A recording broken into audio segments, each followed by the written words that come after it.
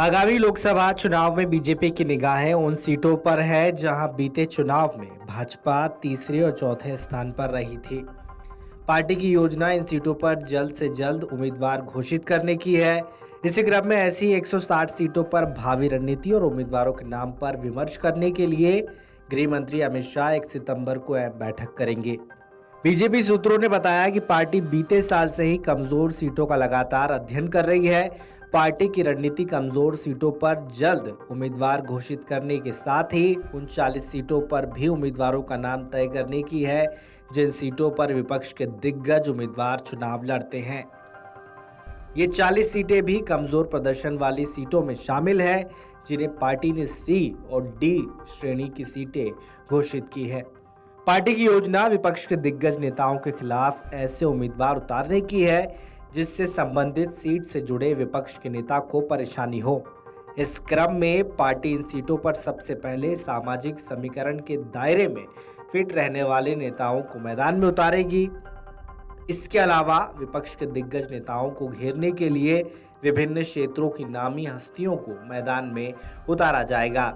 Party कमजोर सीटों पर मजबूती से चुनाव लड़ने की रणनीति पर बीते साल से ही काम कर रही है। इसी क्रम में करीब 4 दर्जन सीटों पर उम्मीदवारों के नाम तय कर लिए गए हैं। 1 सितंबर को होने वाली बैठक में शेष सीटों के उम्मीदवारों के नामों पर मंथन होगा। इसके अलावा सभी सीटों के सामाजिक समीकरणों पर भी विमर्श किया जाएगा।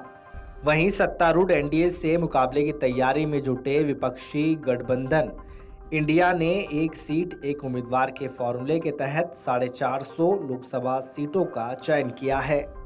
अलायंस की मुंबई में आयोजित तीसरी बैठक में इसे अंतिम रूप दिए जाने पर माथापच्ची होगी।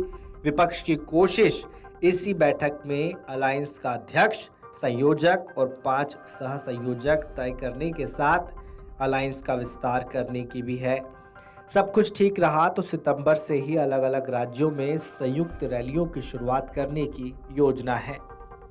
जेडीयू सूत्रों के माने तो केरल, पंजाब, दिल्ली समेत कुछ राज्यों की चंद सीटों को छोड़कर ऐसी 450 सीटें चिन्हित की गई है जहां विपक्षी अलायंस इंडिया एक ही उम्मीदवार उतारेगा।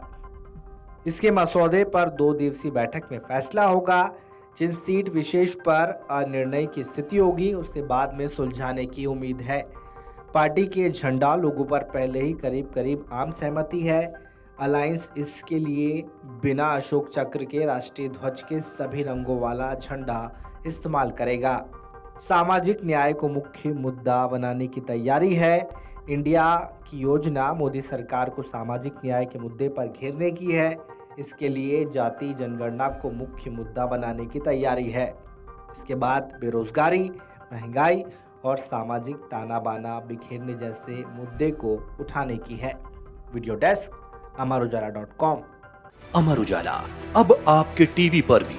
अपने स्मार्ट टीवी पर YouTube पर सर्च करें अमर उजाला, चैनल सब्सक्राइब करें और देखें ताजा खबरें, वो भी HD क्वालिटी में।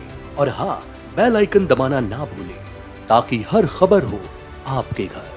अमर उजाला, निष्पक्ष, निर्भीक, निरंतर।